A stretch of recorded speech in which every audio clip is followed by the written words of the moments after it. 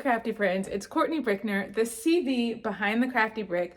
Welcome to my YouTube channel and welcome to day 9 of 31 days of crafting to celebrate National Crafting Month. I have been going live for a lot of days, pretty much every day of this month so far. I have posted a video. Some of them have been live. Saturdays and Sundays are pre-recorded, so today is one of those days. And I'm just sharing a different project. Some days I've got friends coming on with me. This past week, we did have So Stephanie Says. That was really, really fun. Hopefully you tuned into that. If you missed it, you can check the replay. It's all on the playlist. But yeah, we're just continuing on with this fun month of crafting. And today, I'm trying out something new again. I don't know what I'm doing with all of these projects, like trying out stuff I haven't tried, but paper quilling. And I've never done this. I've told you before, paper crafting is not my forte, so I'm trying it out. I don't have the right tools, but I do have some stuff. So I'm gonna use what I have and try out something new.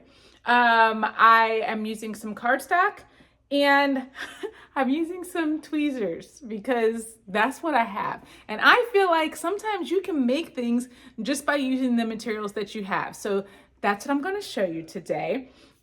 Like I said before, we craft and we don't judge. So if you are a paper quilling aficionado, please do not judge my technique, okay? Let's go ahead and get started, and I can't wait to see how this turns out. All right, to start out, I've got 4 colors of cardstock. I'm doing green, red, pink, and yellow. And I think these colors are gonna work well together. I'm trying to do a flower.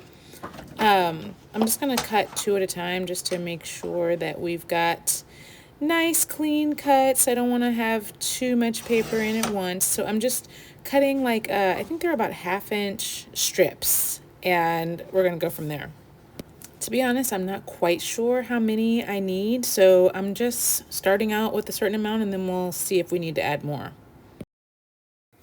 So I decided that since I do not have a quilling tool, I am just going to use some tweezers, and I'm just taking the end of this piece of paper and I'm gripping it in the tweezers to get the roll started, and then I'm rolling the rest with my fingers. I know this is probably not the most efficient way to quill, but like I said, I'm just using what I have and trying to create this project because I've seen some of these designs and I just think they look so nice. So that's why I wanted to try this today. So I'm just rolling. I don't even know how much I'm rolling. I'm just kind of winging it, and we're going to see how it turns out in the end. I'm not sure if I should use this whole piece, but I feel like it's going to be too thick. So I'm just going to cut off a little bit of the strip, and then I'm taking it, I'm kind of letting it unravel a bit. And then I'm just gonna press it together to try to get that little teardrop shape that, let's try it again. Get a little teardrop shape for this petal of our flower. And then I will use this tacky glue that when I was doing some research, it said that this one was a pretty good glue. I feel like this container is a little large, so maybe this is not my best bet for doing the entire project. And it's a little hard to get out. But I'm just going to just put a little dab of glue here to hold this end piece together. And hopefully it's not going to ooze out and be too much. We'll see. So I just press it to hold it in place for just a second. It seems like it is going to stay and not pull apart and unravel. And then I push the one end to kind of form that teardrop shape for the petal, and I think it actually is looking pretty good. All right, we got one down, and now we're going to move on to our next one.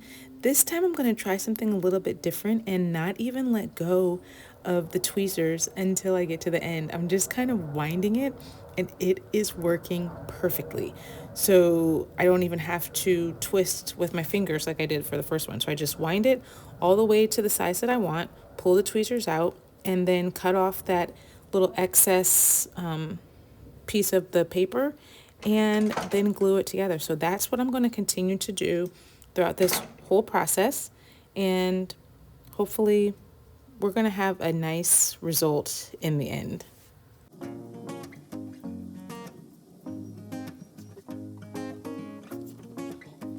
To be honest, this glue bottle is a little bit big and hard to get the glue out of to get in this teeny little spot. So I'm just gonna put a little glue on this paper and use a Q-tip so that I can control the amount of glue a little bit more that goes onto the paper. And I think this is going to work out better for me.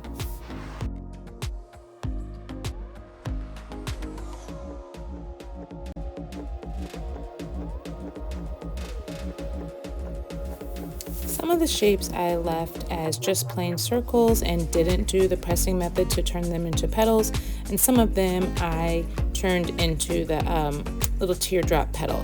Then I decided to go ahead and take the green strips, fold them over, and curl just the ends to give it a little detail for the stems. And then to apply the whole thing to my little note card, I decided to just hold it with my tweezers and then just dip a little bit in the glue so that it didn't have a lot of glue showing or oozing out of the petals. I dipped the stems as well into the glue, so it just had a teeny little bit of glue on it because it doesn't require a lot to stick to this cardstock that I'm putting it on, and it worked out really well.